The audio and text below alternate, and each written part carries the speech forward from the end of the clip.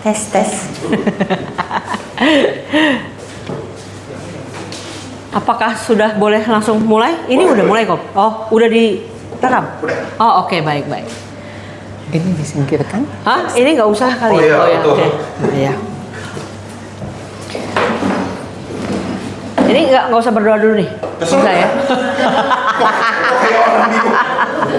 Aneh rasanya soalnya pakai direkam. Ya udah, kita berdoa dulu deh ya. Kita berdoa dulu ya. Ayo. Bapak, terima kasih buat siang hari ini. Kami berdoa, kami percaya 2-3 orang berkumpul di dalam nama-Mu Engkau hadir, dan kami percaya Engkau Tuhan hadir di tengah-tengah kami.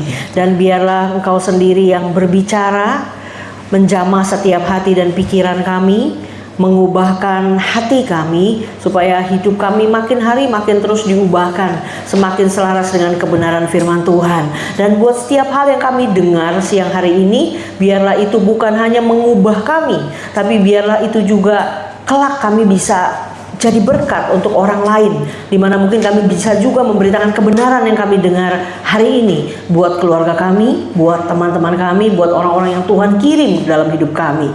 Terima kasih Bapak, biar Engkau yang dimuliakan dalam setiap kehidupan kami. Kami serahkan talk show ini ke dalam tangan Tuhan, biar Tuhan sendiri beracara dan menuntun setiap pembicaraan yang ada. Terima kasih Tuhan Yesus. Di dalam nama Tuhan Yesus kami sudah berdoa mengucap syukur. Yang percaya sama-sama berkata amin. Oke, kita mulai ya. Shalom lagi Bu Chandra. Shalom. Terima kasih banget buat kesediaannya untuk melayani. Mungkin Ibu Chandra juga sudah diinfo, dan teman-teman mungkin sempat lihat kita punya brosur. Judulnya kita hari ini adalah Sacred Bond in a Broken World. Jadinya apa tuh terjemahannya ya? Ikatan yang dilarang rokok. Oh bukan, ikatan yang suci di dunia yang rusak. Nah kira-kira tentang apa ya teman-teman ya kalau sacred bond in a broken world? Yang pasti nggak ada hubungannya sama James Bond ya, walaupun ada bond-bondnya gitu ya. Kita hari ini mau bahas tentang pernikahan, dan ini tenang aja, pasti ada gunanya baik yang sudah menikah maupun yang belum menikah gitu ya. Oke, sedikit intermezzo untuk awalan Bu Chandra. Saya kan kelahiran 79 dan kebetulan ini juga produk broken home. Papa mama saya pisah. Nah, waktu itu ketika saya SD SMP berarti tahun 80-an 90-an, pada saat itu belum banyak orang yang cerai. Bu Chandra. Jadi kalau di sekolah, kalau sampai papa mama kita cerai, kita nggak bakalan nginfo-nginfo temen, karena hal itu masih hal yang tabu ya, malu ya, masa kenapa papanya cerai gitu kan, kayaknya kita nggak bakal ngomong-ngomong, kita akan simpen sendiri sampai ketahuan gitu. Tapi kalau kita lihat zaman sekarang, rasanya beda. Setiap ketemu siapa, mereka pun dengan sangat terbuka bisa mengakui saya broken home, papa saya cerai, dan rasanya mungkin karena sudah lama-lama perceraian itu saking banyaknya jadi biasa, jadi umum. Kita nggak yang lagi shock atau kaget atau apa ya namanya, gimana gitu kalau dengar bahwa orang cerai. Dan mungkin hari-hari ini kalau teman-teman ada yang suka baca apa namanya berita-berita artis, ada juga artis-artis yang berderet-deret berpisah, Bu Charlotte, baik yang berpisahnya baik-baik, tetap katanya bersahabat, berteman demi kemajuan hidup kamu, kemajuan hidup saya, they are friends gitu loh. Ada juga yang ketika pisah rame, saling tuduh menuduh, apapun itu keributannya. Tapi itulah fenomena yang ada hari-hari ini. Nah, perlu teman-teman ketahui, dan saya rasa mungkin sudah tahu, Bu Charlotte ini kan praktisi pendidikan. Bu Charlotte posisinya gimana sekarang, Bu? Kepala? Saya di yayasan. Yayasan ya? Yayasan dari? Yayasan Atalia. Jadi saya pendiri, udah 30 tahun sekolah ini di Melati Mas. Jadi 5 tahun ownership-nya saya, setelah itu saya dirikan yayasan. Jadi sekarang seluruh operasional di bawah yayasan. Dan kami juga mendirikan sebuah sekolah gratis. Sudah 13 tahun, sekolah Pinus. Namanya sekolah Pinus. Sekolah Pinus ya. Saya dengarnya Binus Bu, sampai saya kaget, gratis ya. Sekolah Pinus, iya. Pendidikan integral untuk semua, singkatannya itu. Ya, pendidikan Pinus integral. Itu di mana, Bu? persis ada di belakang sekolah Atalia. Jadi kami tuh cuman beda tembok, tapi aksesnya beda. Kalau yang sekolah Pinus dari kampung gitu ya, kalau Atalia itu dari perumahan. Jalan utama perumahan. Iya, perumahan. Regensi Melati. Sudah 30 tahun kami kemarin ada ibadah syukur 30 tahun. Ya Tuhan pelihara, Tuhan jaga, Tuhan sampai hari ini ya bisa survive begitu. Jadi saya cuma melihat ada Tuhan di sekolah Atalia, ya. Itu aja yang penting. Iya. Jadi di tengah-tengah kesulitan menghadapi berbagai tantangan, termasuk perubahan-perubahan itu. Jadi sekarang tuh jumlah anak yang sulit itu lebih banyak. Jumlah keluarga yang rusak lebih banyak. Berarti memang valid ya Bu, bahwa sekarang ini kondisinya. Berbagai penelitian juga kan meningkatkan menunjukkan peningkatan. Kira-kira kalau dari informasi-informasi yang Ibu punya, baik itu Ibu membaca ataupun dari pengalaman langsung bersentuhan dengan anak-anak dan keluarga, mayoritas tuh permasalahannya apa sih yang menyebabkan akhirnya keluarga memutuskan untuk berpisah atau bercerai? Iya. Jadi kalau kita ingat 2 Timotius 3 ya, ayat 1 sampai 4. Itu kan ketahuilah pada hari-hari terakhir akan datang masa yang sukar. Manusia akan mencintai dirinya sendiri. Sebetulnya sih egoisme mah dari zaman dulu juga ada. Setuju. Iya. Tapi sekarang makin kelihatan individualisnya itu. Iya. Jadi apakah ini dipengaruhi oleh sosmed? Ya, jadi memang di dalam bukunya Jonathan Haidt yang isinya Anxious Generation, The Anxious Generation, dia kan meneliti tuh 2010 sampai 2020. Kenapa depresi meningkat, stres meningkat, self harm meningkat, suicide meningkat di Amerika ya. Nah, karena kehadiran dari gadget itu. Jadi 2010 tuh mulai muncul iPhone 4. Nah, iPhone 4 tuh bisa selfie. Jadi manusia itu sekarang semakin nggak butuh orang. Selfie sama selfish deket ya. Selfie sama selfish ya. Jadi ketika kita muncul ada kata narsis gitu kan, narsis dulu ya gitu. Seolah-olah kan kayak itu fenomena ya siapapun boleh dong. Ya kemudian muncul self love gitu kan. Kalau bukan lo yang bahagiain diri lo siapa?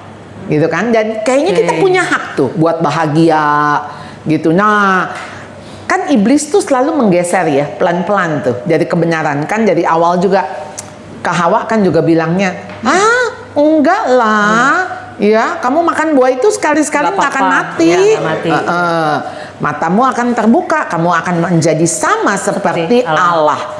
Nah jadi ketika manusia yang sudah jatuh ke dalam dosa, kita lihat kecenderungan hatinya, kecenderungan hatinya untuk memberontak, dan kita melihat bagaimana dia juga memberontak terhadap sebuah sistem, sistem perkawinan, jadi sampai ya udah kita nggak usah nikah, ngapain kita nikah, hidup bersama aja dulu, kan, nanti lihat cocok apa nggak cocok, kumpul kebo udah dimulai, nggak ada tuh ikatan. Ya dong, nggak ada komitmen, asal selama lu suka gue suka, udah kita bebas dari itu.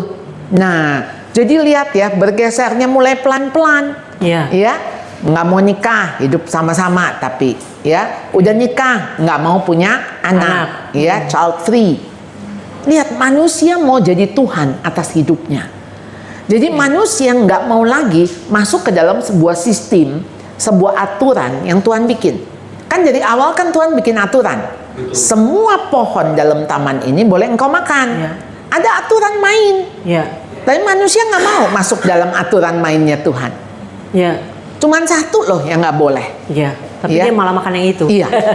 Jadi intinya manusia itu memberontak, nggak taat, mau jadi apa yang dia pikir, yang saya mau, termasuk ke dalam kehidupan pernikahan.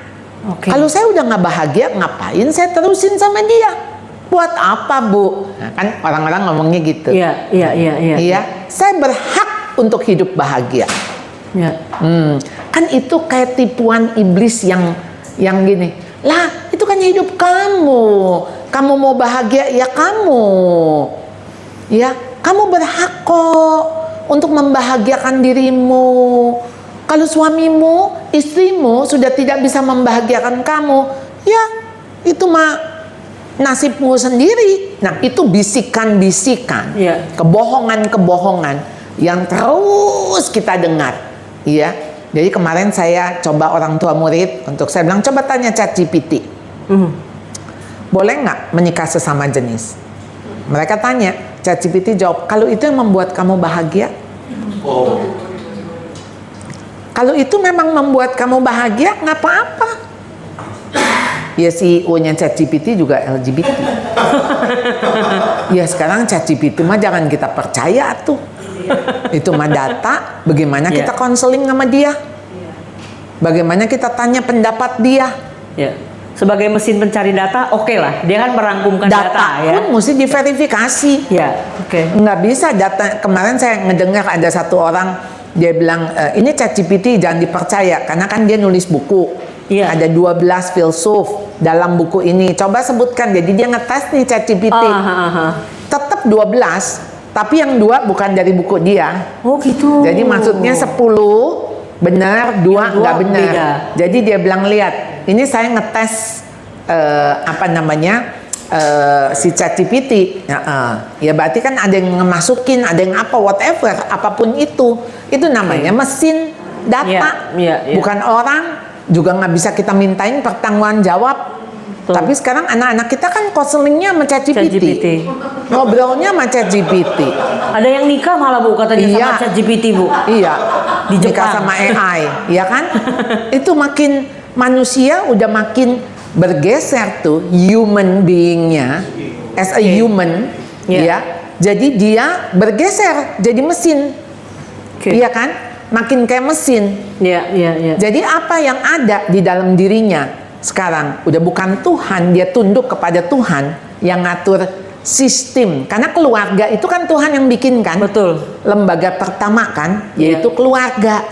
Jadi begitu lembaga pertama kita tahu iblis itu nyerang itu, yang core paling inti yaitu family. Nah, kalau family suami istri aja udah hancur, ya kan ke bawahnya hancur. Betul. Iya. Jadi kita gereja-gereja mesti balik ke keluarga, dan kita tahu iblis itu sekarang lagi mati-matian ya, kayaknya kerja keras gitu. Ya kenapa perselingkuhan kok tambah marak gitu ya. Ini orang apa kurang hiburan atau apa begitu. Nah, manusia tuh jadi makin, kalau si Jonathan Haidt bilang kan makin isolation. Jadi makin kesepian tuh. Isolate. Sebetulnya kan manusia diciptakan untuk berelasi. Nah, ketika dia sendiri, ya dia loneliness. Nah, mulailah dia anxious. Ketika dia anxious, anxiety, dia menuju ke depresi. Depresi, ya itu ujung-ujungnya suicide.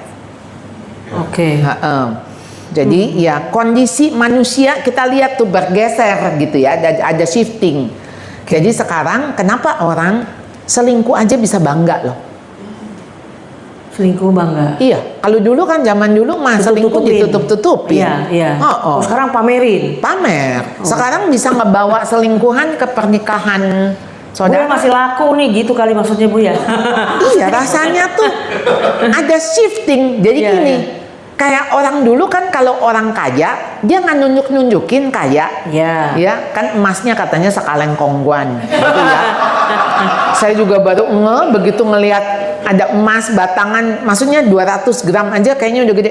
Ya ampun, jadi kalau sekaleng kongguan itu kan cuma setipis itu ya, biskuit. Tahu ya maksudnya kayak biskuit apa gitu. Jadi kalau sekaleng kongguan itu berapa kilo itu emas. Dan nggak pernah maksudnya flexing gitu ya, pamer-pamer. Kalau sekarang nggak, malah kalau sekarang malah mamerin, saya punya pesawat jet. Padahal sewa, dia bilangnya beli, dia punya, kan sesuatu yang aneh nih. Nunjukin isi lemari, isi tas, isi dompet, isi tabungan, isi apa semua kayak ya inilah saya gitu. Dan kok nggak takut ya? sama tukang pajak gitu kan, maksudnya nggak takut sama rampok, nggak takut, maksudnya semakin dia menunjukkan kok sebetulnya kan dia berada dalam bahaya ya. Iya, iya. Betul nggak? Betul, betul. Sampai ada satu campaign, ini saya lupa di Swedia apa di mana di Eropa lah, campaign untuk orang tua, karena tuh orang tua kan sering masukin posting anaknya. Oh iya, iya, iya. Iya, iya. Nah, jadi kampanyenya adalah gini, dia jalan sama anaknya ke mall. Itu bisa ada orang asing bilang, "Hai, Iya. kamu tuh bukannya lagi main basket Iya, mestinya." dia tahu tentang anak ini. "Hai, Iya. selamat ulang tahun ya. Kemarin kan kamu baru ulang tahun." Tuh orang tuanya kaget. Kenapa Pada jadi tahu, iya. orang yang nggak kenal jadi tahu? Oh, rupanya, nah dia masukin tuh upload kan Semuanya. data-datanya, dan sebetulnya kan itu makin nggak aman gitu ya. Kita tahu dunia tuh jahat, Iya, iya, iya. dunia akan merampas, dunia akan melakukan apapun, karena kan tujuannya iblis kan mencuri, membunuh, dan membinasakan. Iya. Jadi memang membunuh tuh udah menjadi tugasnya dia, ngancurin orang, ngancurin reputasi, ngancurin apa aja yang dia bisa hancurin. Oke. Iya. Nah, jadi ketika sekarang balik lagi kepada sesuatu yang Tuhan buat Iya. mulia, Iya. ya, Iya. kan melalui suami istri, Iya. beranak cucu, Iya. udah dikasih mandat itu. Iya. Lalu bagaimana sekarang mandat itu bilang, saya nggak mau punya anak, dan itu hak saya nggak mau punya anak. Kenapa nggak mau punya anak? Ya repot. Nanti kalau anak saya begini, anak saya begitu, itu bisa bayangin coba. Iya. Nggak mau punya anak repot, tapi punya anjing 5. Dengan saya nggak mengatakan bahwa nggak boleh punya anjing. Aduh, boleh banget. Anda pencinta anjing silahkan. Tapi kalau gara-gara itu Anda jadi nggak mau punya anak, kan jadi aneh ya. Saya paham ya. Ngelihat ya, Agak reasonnya aneh. ya. Iya, iya, reasonnya nggak masuk. Lalu ketika kita ajak, aduh sorry, gue nggak bisa, soalnya ada anabul di rumah, gitu. Ngajak ke restoran, itu nggak, yang apa namanya, friendly pet, iya, pet friendly. Jadi tuh sekarang itu jadi utama.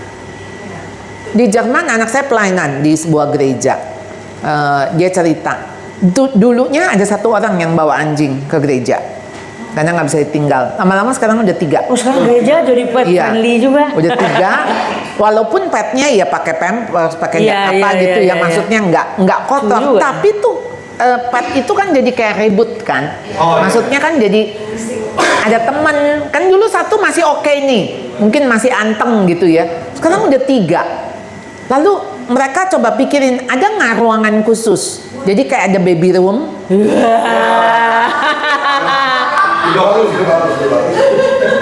Jadi ini ada dogs room. Jadi gimana? Loh, saya bilang begini ya, kalau kita baby room, karena kita ngajarin anak kita untuk menyembah Tuhan, betul nggak? Iya, kalau dogs mau diajarin menyembah. Maksudnya, iya memang anak itu mesti dibiasakan datang ke gereja, memang ibadah. Nah ini di ruang ibadah, kamu mesti terbiasa mendengar ada puji-pujian, ada firman, gitu ya. Iya, iya. Artinya memang ini mah manusia. Iya. Jadi memang harus disediain baby room. Iya. Iya kan? maksudnya memang kita nggak bisa, ada tujuannya gitu. Kalau dogs room, lah sekarang piye? Sekalipun mungkin dia bilang, saya yang bikinin deh roomnya misalnya, saya yang nyumbang. Tapi kan jadi bergeser tuh. Ya. Jadi ngelihat nggak pergeseran itu tuh pelan-pelan. Makin ke mall, makin banyak kita lihat orang yang bawa anjing itu kayak bener-bener kayak anak. Iya. Lalu kemudian ada satu orang, dia 8 tahun belum punya anak. Akhirnya tahun ke-9 Tuhan kasih. Nah 8 tahun itu dia punya anjing. Jadi sekarang si baby itu manggil anjingnya itu Cici. Cici. Saya cuman pikir begini ya, waktu teman saya bilang, enggak, itu kan kita suka namain gitu kan, maksudnya ini manggil mami gitu kan, suka ada yang manggil mami. Saya bilang enggak loh, ini memang digeser awalnya, nggak apa-apa mami, papi gitu kan. Si anjingnya kan maksudnya manggil mami papi kan, walaupun dia nggak bisa ngomong, tapi kita nyebut bahwa kita maminya Mami, iya, si anjing. Tapi Tapi ini kalau dianggap sibling, ya nggak bisa. Nanti bagaimana dia berebut boneka? Misalnya si anjingnya ngambil gitu. Iya, Lalu anaknya kemudian, juga, iya nggak apa-apa, kasih Cici dong, kasih Cici. No, nggak bisa disetarakan. Nggak bisa. Jadi saya tuh lagi mikir apa yang ada di dalam benak ini ya. Iya. Ya, bukan hanya penamaan, tapi saya cuma ngelihat iblis itu ternyata tuh menggesernya. Memang dia mah bohongnya bohong halus ya, Pelan-pelan. bukan bocor halus. Bohong halus, maksudnya dia gesernya tuh pelan, Halus. sampai kita Iya. tuh nggak berasa. Iya. Kalau dia kibulin kita, gitu, dia bohongin kita. Saya cukup amazed tadi dengan waktu Ibu ngomong di awal, ketika saya lontar pertanyaan mengenai fenomena perceraian dan sebagainya, lalu Ibu langsung mention mengenai karena manusia itu makin hari sekarang makin Mencintai mencintai dirinya. dirinya sendiri. Iya. Saya tidak menduga Ibu akan ke sana, tapi saya rasa itu sangat memberikan insight karena gini. Mungkin karena kita dulu kebiasaan juga nonton film-film princess, dimana ketika kalau ada orang habis ribet nggak bisa kawin karena emaknya jahat or whatever, lalu ketika akhirnya mereka menikah, mereka akan ditutup dengan sebuah scene yang indah berdua, lalu akan ditulis and they live happily ever after. Dan harapan kita, ekspektasi kita jadinya gini Bu, nikah so I can be happy. Iya. Betul ya, kita menikah mau bahagia. Dan ketika kita menikah Dan tidak bahagia, dan ternyata nggak seperti yang kita bayangkan kan, tadinya kita pikir seperti prince or princess itu bagaimana Iya. dicintai sepenuh hati, kita nih jadi pusat dunia, segala-galanya, wah apa kita mau pokoknya kita segala-galanya deh. Dan ternyata realita kehidupan kan nggak begitu ya Bu. nah Gitu itu ya. kan kebohongan. Iya. Kebohongan yang iblis berikan, bahwa menikahlah maka engkau akan bahagia. Ya, happily ever after. Oke. Enggak. Bayangin kita tuh menikah, setelah menikah kita akan terkaget-kaget dengan ya ternyata Dia begini. ternyata Ya. gitu kan. Iya. Haleluya. Iya. Ini nggak sesuai dengan apa yang kita harap. Iya. Iya, Ya. begitu kayak kita beli barang gitu, kemudian kita unboxing, lalu kemudian nggak sesuai pesanan, Ya. apa kita bisa retur? Apa bisa exchange? Apa bisa kan nggak bisa. Maka pernikahan, tujuan pernikahan bukan untuk bahagia. Bahagia itu sangat relatif sekali, iya kan? Sangat relatif. Bahagia menurut ibu dan bahagia menurut saya aja udah beda. Iya. Ya, saya mah aduh makan nasi sama gado-gado bahagia. Aduh, bahagia banget. Aduh enak ya. Nanti mesti menikah sama tukang gado-gado. Nah, cuma kan bikinin gado-gado terus. tiap hari pagi gado-gado, siang gado-gado, malam gado-gado. Nah, ya, jadi udah enak sama gado-gado, ya. Nah, jadi intinya sekarang mau standar siapa yang mau dipakai urusan bahagia. Iya. Dan kita tahu Correct. Tuhan itu bukan menyediakan happy tapi joy. Ya, Natal ini kan Tuhan berikan joy, sukacita, bahkan sukacita di tengah duka cita. Ya, karena joy itu datang dari dalam, bukan dari luar. Oke. Iya, kalau dari luar tuh happy. Saya makan nih gado-gado happy. Abis itu kan lapar lagi, ya nggak happy lagi. Kan sementara, Iya. karena itu emotion. Iya. Iya. Nah, pernikahan bukan untuk emotion, no. Tapi untuk sebuah komitmen. Saya mencintai walaupun dia nyebelin. Nah, itu kan yang susah. Ya, makanya kan waktu pernikahan kan baik susah senang, sakit sehat, Sickness and kaya health. miskin. Coba itu yang dibacain dengan yang bagus-bagus. Yang jelek-jeleknya aja. Ya, sekalipun kamu memiskinkan aku, Waduh. sekalipun kamu menyakiti aku, sekalipun kamu mendukakan aku, ya, aku bisa tetap nggak kan?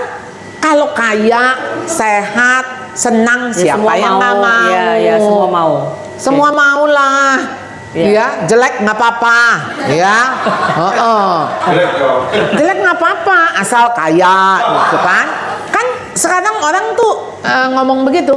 Kamu kalau misalnya suamimu selingkuhi kamu, tapi tiap Dikasih bulan duit. kamu kasih 50 juta.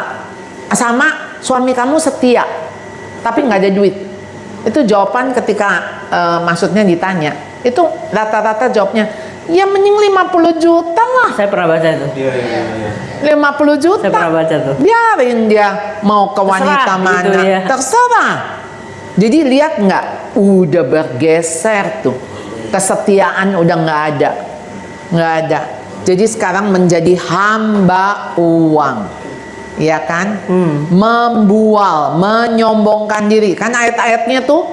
Ya, jadi ini udah kalau kita bicara idol, Iya. ya, berhala, Iya. kan jangan ada padamu Allah lain Allah di lain. hadapanku. Iya. Itu hukum yang pertama. Hukum pertama dilanggar, 9-9-nya dilanggar. Yes, agree.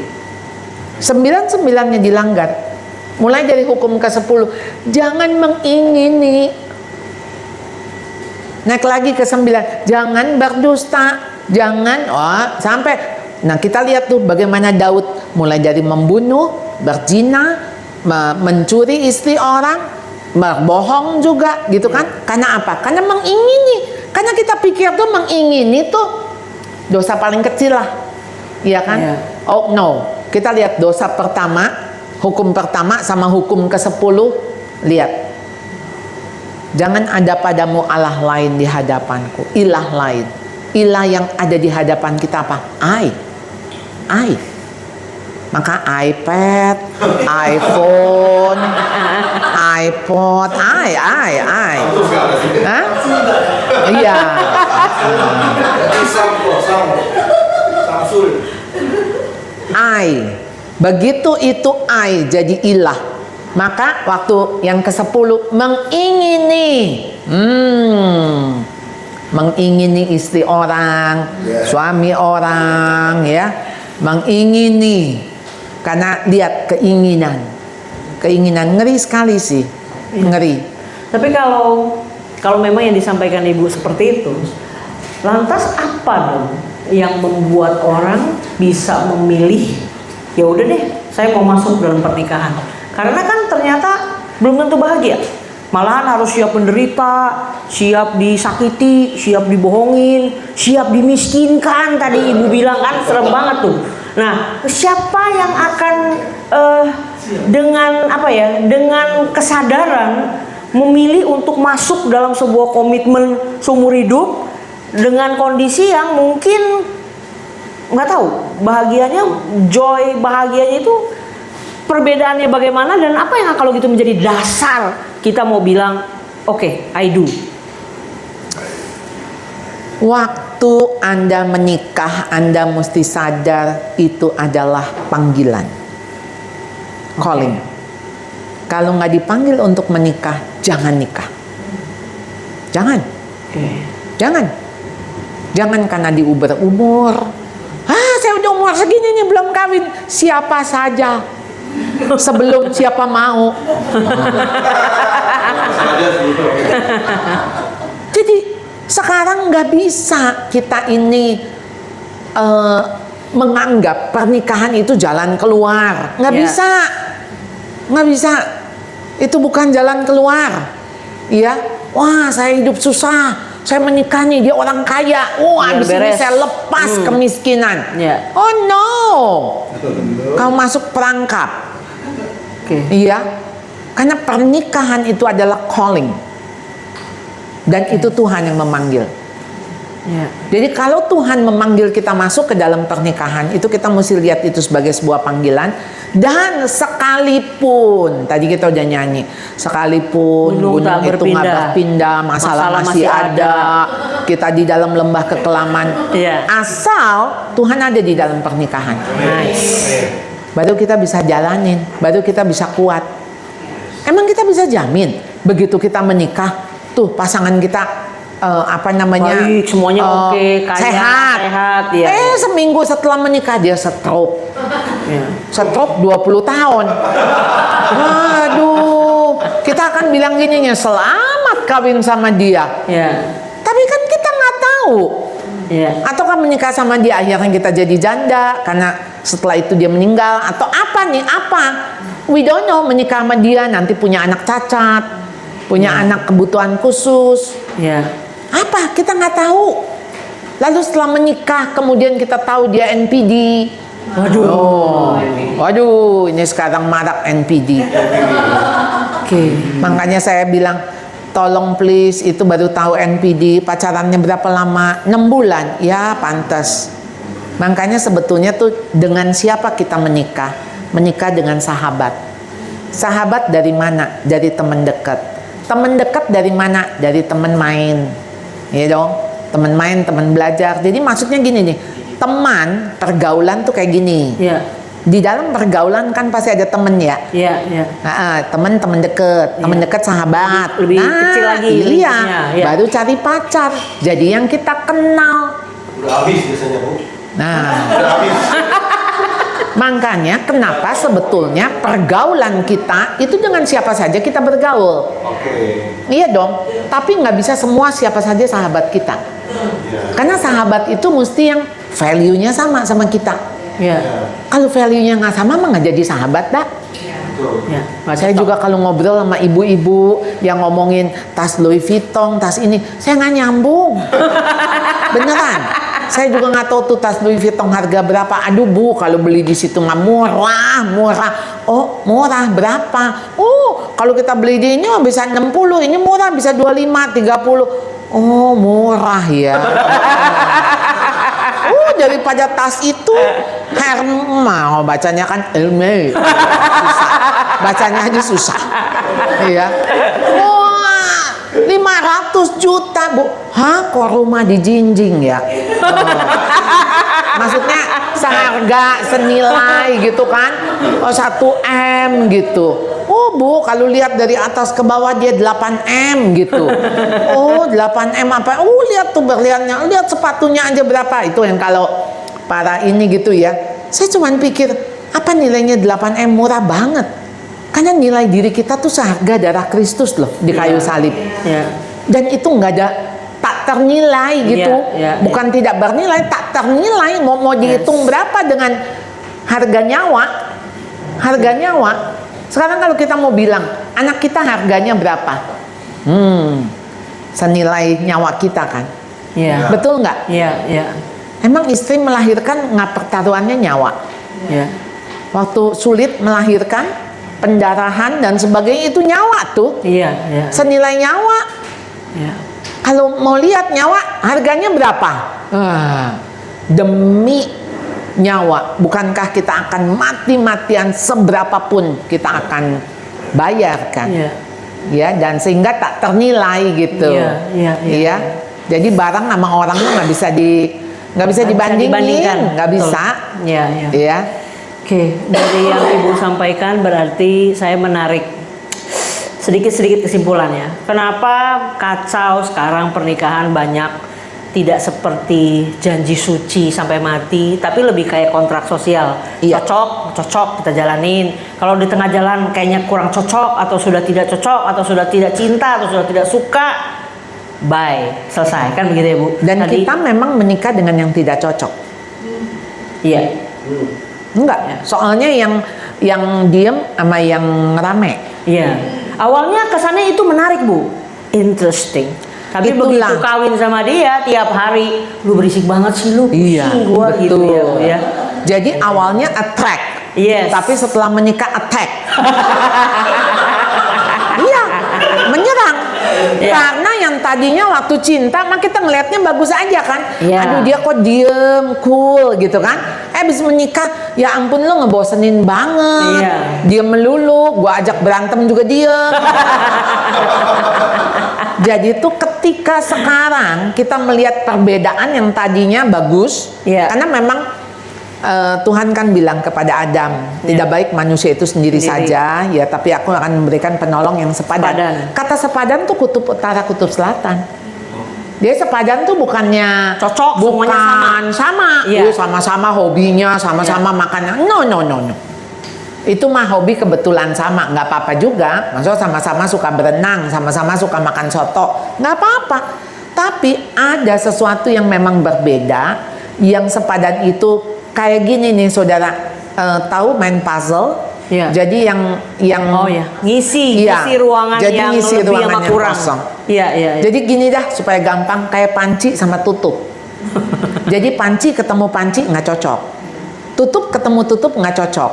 Tapi panci ketemu tutup pasti cocok. Kenapa? Mereka berbeda tapi saling melengkapi.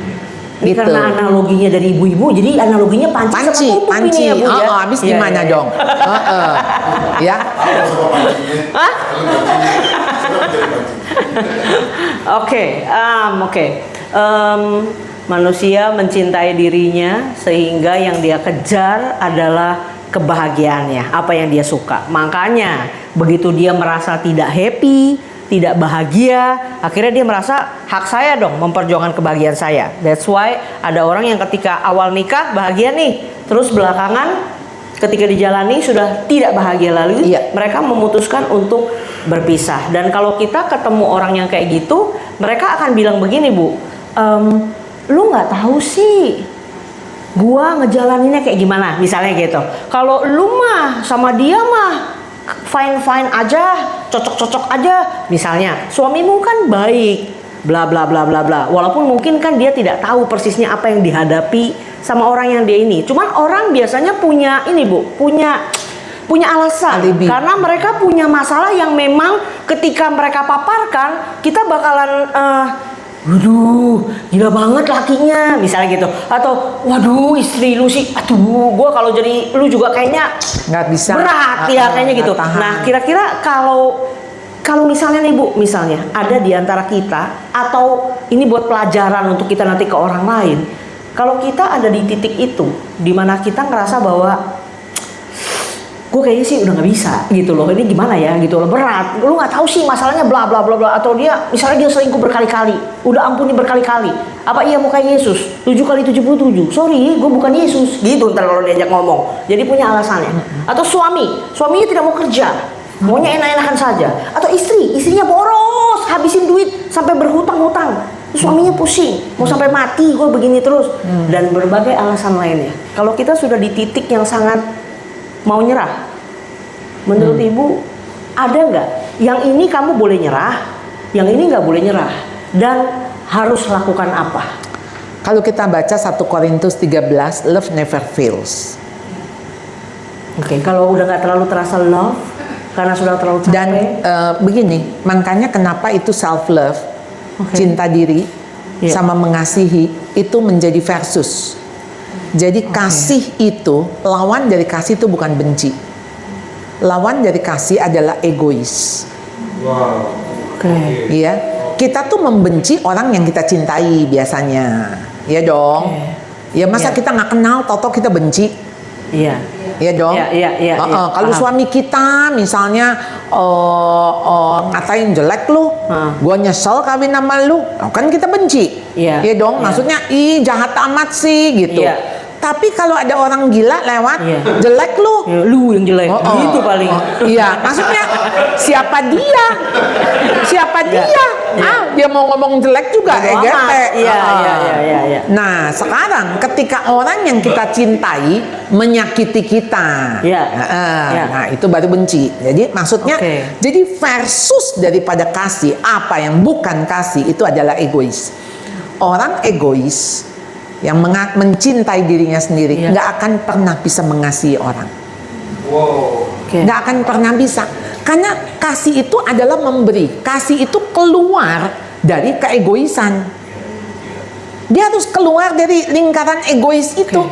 Maka ketika sekalipun, nah itulah cinta agape, kasih agape. Sekalipun, jadi bukan karena, oh saya mencintai karena dia baik, karena dia cakep, karena dia, kalau karena satu hari dia nggak baik, satu hari dia nggak Nggak cakep, sayang lagi. nggak sayang lagi dong. Iya. Berarti itu kan namanya kasih bersyarat.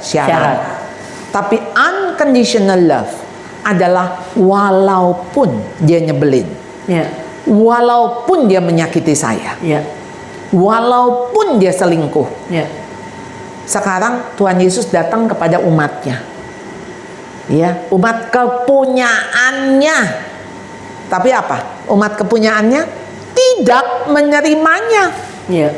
Menolak loh. Saya tuh mikir-mikir ya. Ini perenungan aja ya selama Natal gitu ya. Waktu Allah memberikan anaknya yang tunggal, dia tidak menyayangkan putranya demi manusia. Apa kira-kira tuh kayak gini ya, kayak ayo sanalah, pergilah ke dunia, tebuslah, salib aja. Atau waktu Tuhan tuh menyerahkan anaknya yang tunggal itu dengan sesuatu yang berat gitu. Berat. Apakah dia lebih sayang kita daripada dia sayang anaknya yang tunggal? Itu pertanyaan-pertanyaan apologetik nih, ya. Sehingga sekarang kita melihat apa sih yang namanya kasih, apa yang namanya love. Karena kan sekarang saya itu ya, parenting for adult children. Jadi orang tua tuh kadang-kadang gini, Bu, anak saya kan udah baik, bagus, bager, bijak, apalagi B-nya dah pokoknya ya. Bu, yang ini kan bolot, bego, bodoh, apa gitu ya. B juga tuh, ya, buruk ya. Masa anak saya, maksudnya kawin sama dia, Ya, pacaran gitu ya. pacaran sama dia gitu. Kan kita suka ya merasa anak kita kebagusan, anak orang jelek ya. Jadi pokoknya anak kita yang paling sempurna, anak orang pokoknya jelek. Dan kita mau dapatnya kan yang lebih kan? Iya, Iya dong, dia harus lebih pinter, lebih bagus, lebih ini. Padahal mah anak kita untung dapatnya lebih-lebih, kesian dia. Dia kan dapatnya kurang bagus, kurang pinter, kurang ya dong. Kan pihak sana jadinya dapatnya kurang-kurang. Iya. Karena kan manusia tuh kepinginnya selalu egois. Ya. Egois, Dia dapat yang lebih. dapat yang lebih, Ya. kepingin dapat yang bagus, yang Ya. itu manusia dan manusiawi. Coba ngeliat foto bersama, pasti yang dicari nomor satu kan muka kita. Muka kita, mana nih muka kita? Masa lihat muka temen.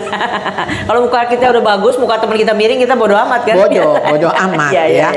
Sehingga tuh maksudnya memang kecenderungan hati kita egois. Nah, sehingga ketika egois balik lagi tuh, ya sekarang, iya Bu, masa sih sekarang mana tahan punya istri boros misalnya, punya suami pelit, punya ini.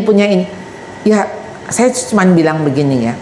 Apalagi pernikahan sekarang nggak kayak zaman Siti Nurbaya, ya bukan dijodohin. Sekarang kita yang milih, kita mau menikah dengan dia, ya kita bertanggung jawab. Sampai apa janji kita? Sampai maut memisahkan. Ya udah, kalau kita nggak tahan, kita datang sama Tuhan. Tuhan, saya udah nggak tahan sama dia. Tuhan ambil saya, apa ambil dia? Udah, siapa aja duluan yang diambil. Pokoknya kan bisa. Hah? Racunin.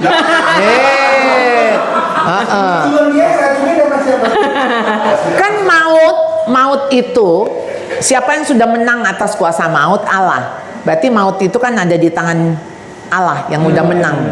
Ya, jadi siapa yang bisa kasih maut itu? Cuman Tuhan yang kasih. Jadi kita minta kepada Sang Penjemput maut. Iya. Punya apa? Punya asuransi. Iya. Duit tuh ini pikirinnya ini.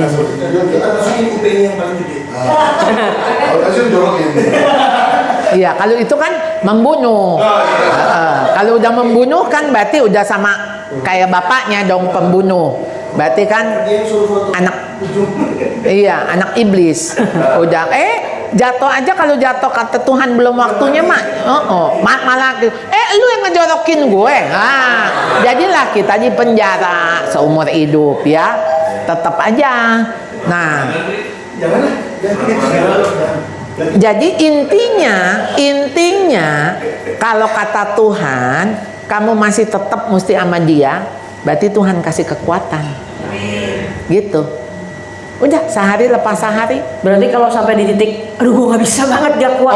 Ada saran nggak Bu? Kesusahan besok cukup besok. Jadi kesusahan hari ini aja. Jalanin hari ini aja. Yes, Gak usah bayangin nanti besok kalau dia gini lagi gimana. Iya, nggak usah. Akumulatif. Iya, sekarang gini, nih, saya pikir masalah tuh nggak pernah ada tunggal, masalah dia. nggak pernah. Nah. Karena frame kita, sebetulnya frame yang kita ngelihat dia bermasalah sehingga bikin saya bermasalah. Nah ini. No. Oke. Karena saya punya respon kok. Sekarang contoh, Ya. suami pelit. Misalnya contoh lah suami pelit. Sebetulnya saya tinggal berespon aja terhadap pelitnya dia. Contoh.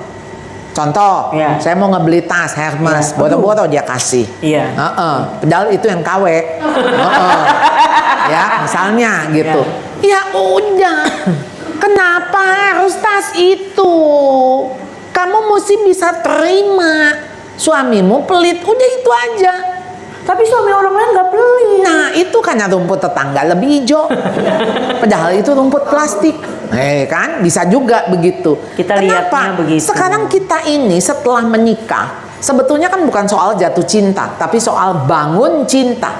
Kita bisa mencintai dia nggak yang pelit? Katanya dulu mencintai apa adanya. Sekarang udah nikah bilang pelit lah, jelek lah, males lah. Kalau kita betul-betul, maksud saya justru makanya masuk ke pernikahan tuh nggak mudah. Iya. Kenapa? Karena kita mesti nguji itu. Pacaran aja dia nggak mau naktir. Kita bisa hidup nggak sama orang begitu? Kalau bisa silakan gitu ya Bu. Iya. Sekarang gini, tiap kali pacaran misalnya ya lupa dompet lah, dompet gua ketinggalan, ya apalah. Ya, Nah sekarang kita lihat dong. Jadi jangan bilang enggak, entar kalau udah nikah dia berubah kok. Kalau nanti punya anak juga dia berubah. No, saya harus bilang 2 kali lipat lebih pelit. Pacaran aja dia udah berani pelit. Maksudnya gini nih, pacaran itu kan biasanya pakai topeng. Ya betul. Pakai topeng aja udah ketahuan. Maksudnya udah ketahuan dia pelit. Berarti kamu harus ngitungnya 2 kali lipat. 2 kali lipat, karena nanti akan lebih gitu. Ya, untuk keburukannya kan kita pacaran sebetulnya cari jeleknya kan. Nah, bukan cari bagusnya. Kalau bagusnya mah udah pasti kita terima. Udah pasti. Siapa yang nggak mau yang bagusnya? Iya dong. Cari jeleknya. Kalau sampai nggak ketemu, maaf, berarti nggak kenal. Nggak ada orang sempurna. Nice. Oke. Kalau pacaran cari jeleknya katanya. Cari jeleknya dan kita tanya, saya bisa hidup nggak dengan jeleknya dia? Karena semua orang pasti ada jeleknya ya Bu. Pasti Ya, ada. ya.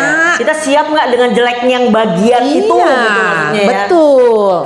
Oke. Kalau bagusnya kan kita bisa dong hidup. Ya pasti nggak masalah. dengan Iya. Bagusnya. Sehingga ketika kita bilang, aduh tuh orang sempurna, oh itu mah bucin. Bucin, udah pasti. Iya, udah pasti. Oke. Kenapa? Karena dia tidak bisa melihat yang real. Entah itu orang terlalu pintar sampai tidak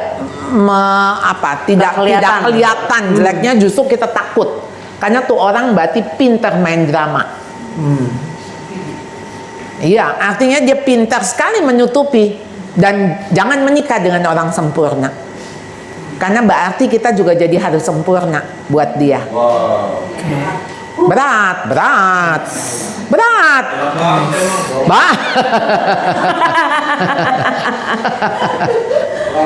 Oke.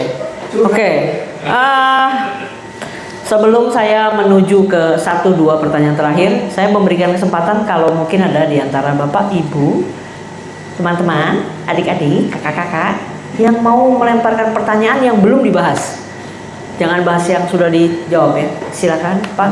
Kalau di firman kan yang suami mengasihi istri mematuhi Tunduk kepada suami.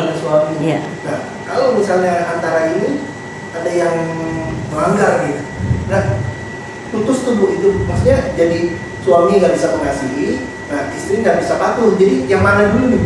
Iya, itu kan kayak ayam sama telur. Jadi itu di dalam bukunya Love and Respect ya, Emerson, dia menulis, jadi sekalipun istri tidak tunduk, tapi kasih suaminya itu bisa membuat leleh hati istrinya sehingga dia jadi tunduk. Gitu loh. Jadi rupanya misalnya istri tunduk ya, kayak 1 Petrus pasal 3. Hai istri-istri, tunduklah kepada suamimu, supaya ketika suamimu yang nggak kenal firman itu bisa dimenangkan oleh kelakuan istrinya. Jadi rupanya ketika istri ini tunduk, dia bisa melelehkan sampai Hati melted suaminya. jadi sampai suaminya mengasihi. Nah di situ tuh sebetulnya, jadi bukan gini nih, lu kasihi gue dulu baru gue mau tunduk, atau lu tunduk dulu baru gue mau mengasihi. Jadi kasih itu bukan sekedar reaksi daripada aksi, tapi justru kasih itu adalah aksi. Saya melakukan sekalipun. Maka sebetulnya bukunya Pak Julianto ya, Mencintai Hingga Terluka. Oh ya, I know. Tapi ya Tuhan Yesus juga mencintai kita, apa nggak luka habis-habisan, sehingga membuat kita meleleh dan membuat kita datang ke salib Kristus. Kan kita ikut Tuhan bukan gara-gara surga lebih enak daripada neraka, bukan kan? Nice. Iya dong. Iya, iya. Oh kalau nggak mah kita sama atuh sama agama lain. Yes. Kenapa kita mau percaya Tuhan? Karena saya mau ke surga, saya nggak mau ke neraka. No, kita ke surga karena ada Tuhan di Yes, situ. betul. Sehingga waktu Tuhan bilang, engkau akan bersama-sama dengan aku, tinggal diam, gitu kan? Bersama-sama di mana aku berada, kamu pun akan berada. Jadi sebetulnya bukan surganya yang kita mau, itu kan Tuhannya. Bersama-sama Tuhan. Yes. Bersama-sama Tuhan. Nah, jadi ketika kita bersama-sama Tuhan, apa yang membuat kita meleleh? Ngelihat salib. Ngelihat salib, kita nggak bisa nggak meleleh. Iya. Apa coba, kita orang berdosa, nggak layak, yang kita ini sebetulnya hidup kita nggak berguna, hidup kita bakal binasa, nggak ada bagus-bagusnya, tapi Tuhan mau mati buat saya, apa nggak meleleh? Ya. Nah ketika kasih yang begitu besar, kasih yang begitu dahsyat, kasih yang begitu ajaib, yang nggak mungkin kita menolak kasih itu. Karena kasih itu terlalu besar. Nah bicara itu berarti bicara bagaimana the power of love. Jadi bicara kasih itu bukan semacam kayak cinta romantis kan, yang apa namanya 1001 malam dongeng gitu ya. Bukan. Kasih itu justru di tengah kesulitan, di tengah penderitaan, dan itulah ujian daripada kasih. Kasih itu sabar, kasih itu murah hati, kasih itu sabar. Udah nomor 1 aja kata sabar. Sabar itu apa definisinya di dalam buku saya ya? Jadi sabar itu adalah menanti tanpa batas waktu. Sakit hati saya. Bang sabar aja nggak sabar. Oh iya. Jadi kalau kita ngomong habis kesabaran saya, sorry, enggak, itu mah bukan sabar. Karena sabar tuh nggak mungkin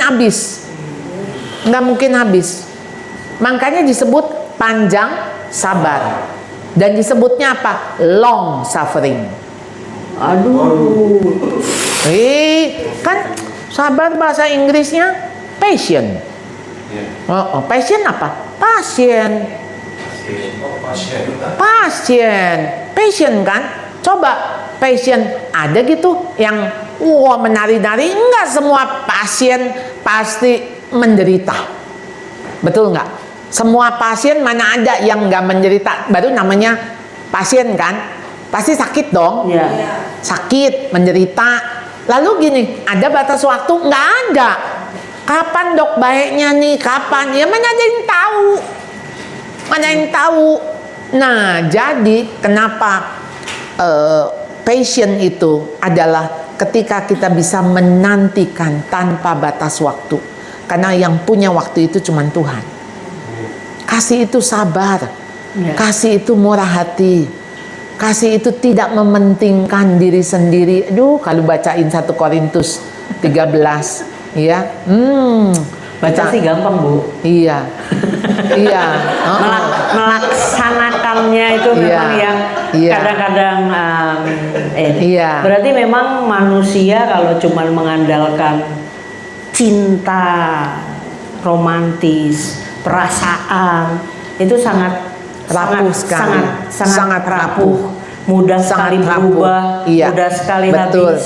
Oleh karena itu kita harus memandangnya Iya. kepada cintanya atau kasihnya Kristus sendiri kepada kita. Betul. Itu yang bisa memberikan kita kekuatan supaya Iya. kita bisa mengasihi Iya. pasangan kita Iya. yang sekalipun tadi itu Iya. begitu ya Bu. Iya. Karena Tuhan juga mengasihi kita sekalipun Sekalipun. kita juga Iya. ribet, Betul. bandel, rese, Betul. berontak gitu ya. Bu. Iya. Jadi berkaca dan berharap akan kekuatan kasihnya Tuhan memampukan kita Iya. untuk melakukan itu. Iya. Karena kita sendiri kita tidak mampu. Iya, Betul, maka harus kasih Tuhan, kasih yang sekalipun itu Iya. ada di dalam diri kita, sehingga ketika kita melihat suami kita atau istri kita yang tidak layak dikasihi, Iya. hanya karena belas kasihan Tuhan yang sudah kita terima, Iya. dan dengan belas kasihan Tuhan itu kita bisa mengasihi dia. Yes. Karena kalau dari kita mah nggak mungkin, Betul. nggak mungkin, Betul, betul. iya. Yes. Jadi ya kasihnya Tuhan yang harus ada dalam diri kita dulu. Itu kekuatan yang memampukan kita untuk bisa mengasihi tanpa syarat. Iya. Iya. Yes. Jadi nggak ada term and condition. Iya. Iya. Panjang. Iya, Tidak panjang, habis-habis. nggak habis-habis. Ya. Ya, dengan kasih Tuhan dimampukan. Amin. Ya. Oke. Oke. Ada one last question, silakan. Sorry mau nanya, kita kan tadi Ibu bilang bahwa untuk Kohani bilang suami harus mengasihi, istri juga harus tunduk segala macam. Misalnya pada saat kita berhubungan sebelum pernikahan, kita udah tahu nih dua-duanya punya sifat alfa, dua-duanya punya sifat dominan. Iya. Kita udah dua-duanya mungkin pernah punya pengalaman mengalami suatu hal, Iya. udah tahu bahwa yang versi dari laki-lakinya mungkin akan salah. Nah, wanita kasih pendapat seperti ini karena sekali lagi based on dua experience ini nih, satu sama satu digabung. Kita udah tahu bahwa yang akan diambil keputusan si cowok ini akan salah. Jadi sebaiknya mungkin akan mengikuti keputusan dari wanita. Tapi karena selfishnya dari pihak cowok, akhirnya kita terjerumus ke hal yang salah. Nah, apakah pada saat dihadapkan tidak kejadian seperti itu, ceweknya akhirnya memutuskan untuk ambil decision karena kita sudah tahu ini akan jadi hal yang benar, atau seperti tetap kita harus ngikutin yang salah dulu, baru nanti kayak seolah ada kata-kata yang I told you right, gitu-gitu lah. Jadi apakah harus ngikutin cowok dulu kalau kita udah tahu salah, atau tetap ceweknya tuh boleh jamin buat ngambil decision gitu? Iya. Jadi gini sih ya. Kan di dalam relasi kita, suami istri, kenapa kita harus libatkan Tuhan? Jadi kita nggak bisa between you and I. Tapi di antara you and I ada Tuhan di tengah-tengah. Iya, waktu kita jump in, kita tanya sama Tuhan, Tuhan saya harus jump in? Karena Sarah juga jump in kan. Udah, ini kayaknya janji Tuhan kelamaan. Kok gue nggak punya anak?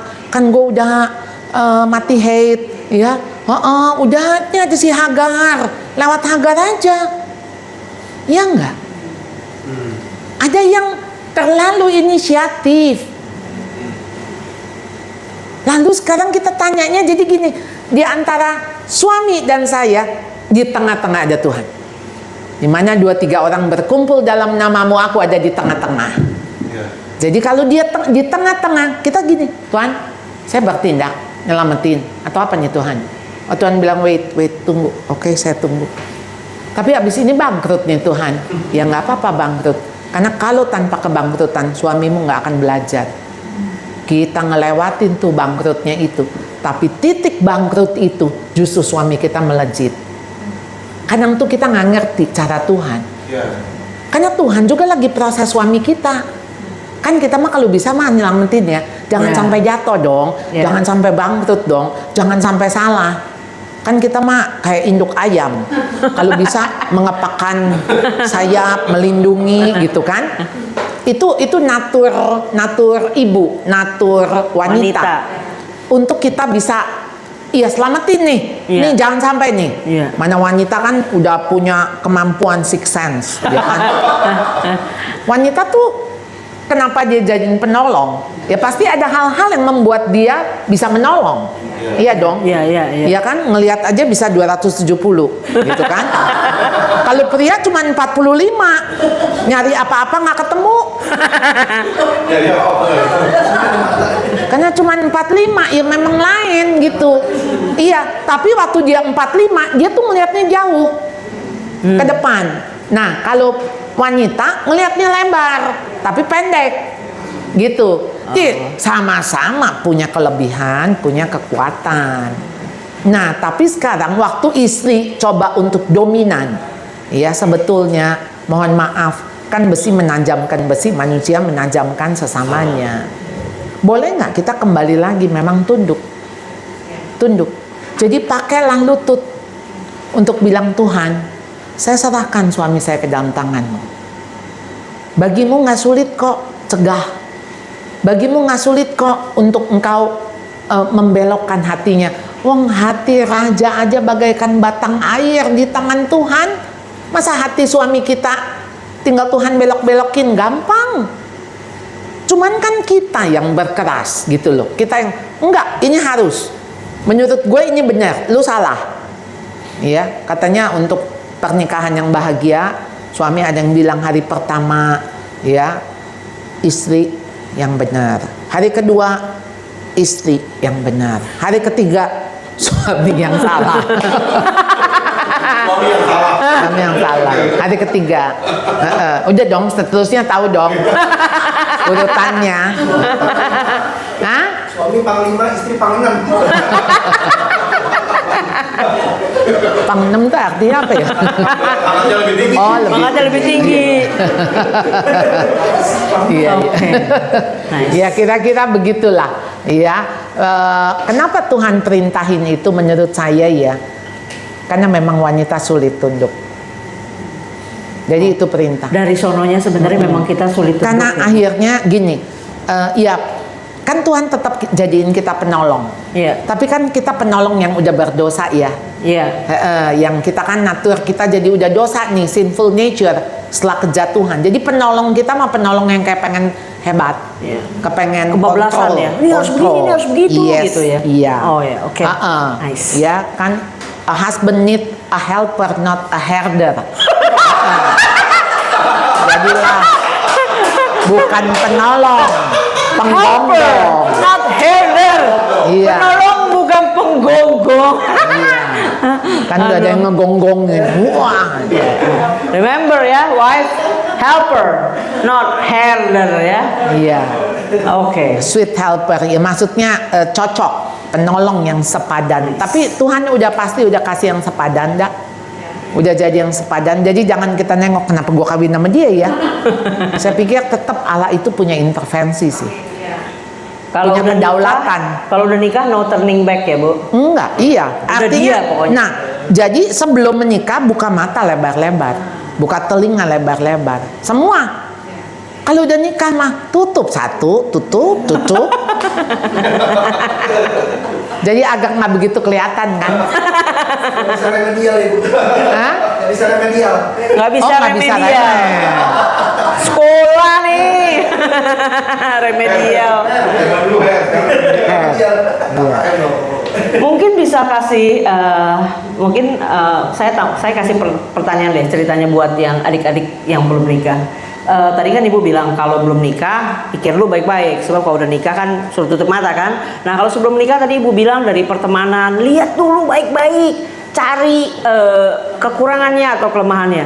Nah kalau pandangan ibu tentang seiman gimana? Sepadan, seiman, maksudnya seiman doang sekedar KTP-nya Kristen kah? Atau gimana? Karena gini, mungkin anak-anak zaman sekarang bisa mikir gini, bapak emak gua tuh siapa-siapa juga Kristen sama Kristen, tapi tetap aja tuh gua nggak ngelihatnya rumah tangganya bagus, nggak, tetap aja berantakan, tetap aja selingkuh, tetap aja nggak bahagia. Nah terus apa pentingnya harus seiman atau sepadan itu? Gitu Bu. Jadi sekarang kita udah nggak bisa ngejawab begini. Ya Karena Tuhan bilang gitu. apa kita aja berantem, apalagi mereka gitu kan yang nggak seiman. Ya. Ternyata ada tuh yang nggak seiman, nggak berantem, harmonis, ada. Iya. Dan itu kita nggak bisa pungkiri ya. Iya. Dan ada orang Kristen sama-sama pelayan, berantem dulu, ada. Jadi maksudnya memang bukan seiman itu yang artinya bakal adem ayem, bakal nggak ada masalah, enggak. Jadi cuman begini aja, kalau kamu berdoa, jadi berdoanya sendirian. Kalau ke gereja Kalau nggak sendirian. seiman ya, kalau nggak seiman ya. Maksudnya nih semua jadi jalan sendiri. Ya kan? Lalu sekarang pertanyaan saya, kalau sendirian ngapain nikah? Tetanggaan aja. Tetanggaan aja. Iya, maksudnya kan nikah tuh untuk bisa bersama-sama kan? Merasakan kesulitan bisa sama-sama, kita merasakan sukacita sama-sama, kita semua bersama-sama. Berarti kenapa itu penting tuh seiman, supaya tetap bisa sama-sama. Kalau enggak mah beneran sendirian. Seiman, di dalam buku saya tulis seimbang, bisa seimbang. Jadilah pasangan yang seimbang. Yang nggak bisa, tapi jadilah pasangan yang menyeimbangkan. Ya, justru kan pasanganmu kurang di sini, ya kamu seimbangkan. Bisa nggak kamu seimbangkan? Iya. Dan sepasang serta berkembang kalau buat saya. Setelah saya menikah dengan dia, saya bisa lebih berkembang nggak? Saya lebih bisa melayani nggak? Kalau ternyata setelah saya menikah nggak membuat saya lebih mengasihi Tuhan, gitu ya. Setelah menikah misalnya dia udah ngomong, pokoknya lu nggak boleh kerja ya, lu di rumah aja ya. Dan gua harap lu seminggu sekali aja ke gereja ya. Jangan sering-sering ya. Ntar lu ngurus anak aja. Saudara, kalau saudara tahu itu bakal membuat saudara nggak lebih baik daripada sebelum saudara menikah, jangan ngapain menikah. Nih, kalau nggak membuat kita lebih baik ya, maksudnya di dalam konteks berkembang, saudara. Kan saudara mesti ngembangin talenta, ngembangin diri, berkembang kan? Ya ampun, setelah menikah, kita nggak lebih berkembang. Ya ngapain menikah? Ini saya cuman praktikal aja. Iya bu, soalnya suami saya tuh saking sayangnya sama saya. Saya nggak boleh kemana-mana. Saya di rumah aja. Ya, udah ngitungin apa di rumah? Ngitungin semut, ngitungin apa gitu. Saking sayangnya, oh maaf, itu mah bukan sayang ya. Suamimu egois, ya, sehingga engkau tidak boleh berkembang. Ya. Masih pada betah? Ada yang masih mau mengajukan pertanyaan? Tidak ada? Kalau nggak ada mah nggak usah diada-adain bu. Ya. Oke. Saya minta closing statement aja atau saran dari Bu Charlotte. 2 saran. Yang pertama adalah saran buat kami-kami yang sudah menikah. Yang kedua adalah saran untuk adik-adik kami yang mungkin belum menikah dan akan menikah. Berarti 3 bu. Sudah menikah, berarti sudah menjalani hidup pernikahan. Yang satu on proses menuju pernikahan, sudah dekat. Yang satu belum, masih cari-cari atau masih ngintip-ngintip. Silakan. Yang sudah menikah, artinya tadi udah bilang no turning back, not look back ya. Kita nggak ngelihat ke belakang, tapi kita ngelihat ke depan. Karena pernikahan kita harus menggambarkan tentang Kristus mengasihi jemaat ya. Jadi memang kita tuh membawa sebuah amanah gitu, bahwa pernikahan kita memuliakan Allah. Jadi sekalipun misalnya kita punya pasangan tidak seiman gitu ya, tapi ketika kita bisa setia sampai akhir, itu kan memuliakan Allah ya.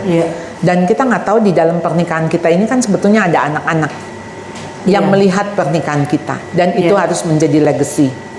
Iya. Pernikahan mama papa saya juga tidak baik, tidak harmonis. Dan papa saya selingkuh, papa saya bangkrut, ada masalah kesehatan, merokok sampai tua. Intinya yang saya lihat bagaimana mama saya setia. Iya, mendoakan papa saya 27 tahun begitu ya. Dan ya di dalam hidupnya dia bisa selesai sampai papa saya pulang. Iya, sampai papa saya pulang.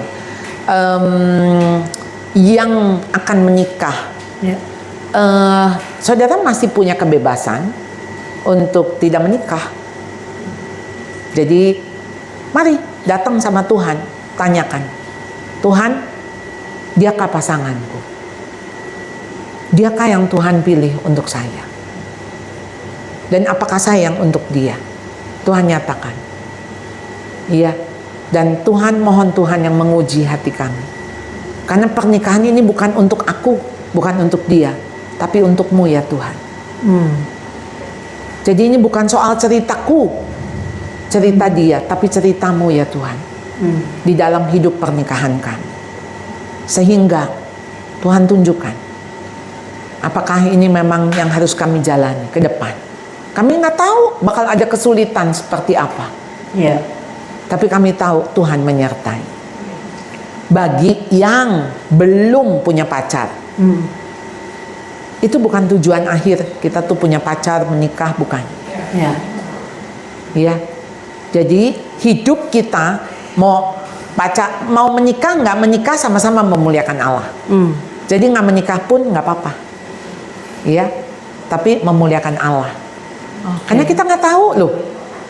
Banyak orang saya konseling, dia bilang, Bu, saya kalau tahu gini mending saya nggak menikah, saya lebih bahagia hidup sendiri. Ya masalahnya sekarang jangan ngomong if, sekarang tuh sudah. Jadi ya tapi saya nggak tahu Bu pernikahan kayak gini gitu. Nah seandainya dia mau bicara sama orang-orang pemuda-pemuda yang belum pacaran, ya kayaknya sih pada nggak mau kawin ya. Tapi kan nggak semua orang ngalamin kayak dia. Ya. Iya kan. Jadi makanya sebetulnya tujuan pernikahan bukan bahagia. Tujuan pernikahan bertumbuh. Oke.